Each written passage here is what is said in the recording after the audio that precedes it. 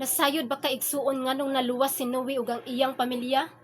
Si Noe giingon diri sa Genesis chapter 6 verse 9, usa ka matarong nga tawo, siya lamang ang gikahimut-an sa Dios ni adtong panahon kay nagmatinumanon man siya sa Dios.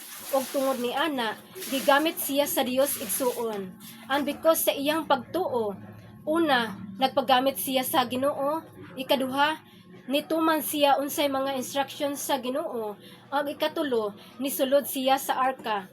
Ikaw igsuon, kanus amang ka mosulod sa arka. Ang arka igsuon mao ang presensya sa Dios, ug ang kalibutan mao ang gikalaglagan sa mga tawo nga wala mosulod sa arka. Nangamatay sila sa lunop tungod kay bisan og kapila sila gi-invite ni Noah, wala gihapon sila mituo kang Noah.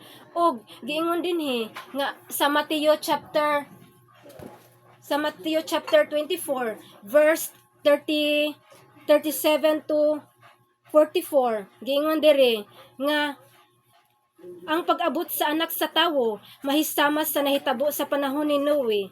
Sama sa mga adlaw sa wala pa ang lunop, ang mga tawo nagpadayon sa naandan nilang buluhaton, sama sa pagkaon ug pag-inom ug pagminyoay, hangtod gayud sa adlaw nga misulod si Noe sa arka. Apan wala sila masayod sa nahitabo hangtod nga ang lunop miabot ug mibanlas kanilang tanan. Sama unya niini ang mahitabo inigabot sa anak sa tawo ni adtong panahona, duha ka tawo magtrabaho sa uma, ug ang usa kuhaon ug ang usa ibilin. Duha ka babayi manggaling og pagkaon, ang usa kuhaon ug ang usa ibilin. Busa pagbantay kamo kay wala ka mo masayod kun unsang adlaw mo anhi ang Ginoo. Hinumdumi kini kun ang agalon sa panimalay nasayod pa untang unsang taknaa sa gabii moabot ang kawatan. Magtukaw gayud siya ug dili motugot nga ang kawatan molungkab sa balay. Busa kamo usab, kinahanglan mag-andam kanunay kay moabot ang anak sa tawo sa takna nga wala magpaabot kaniya.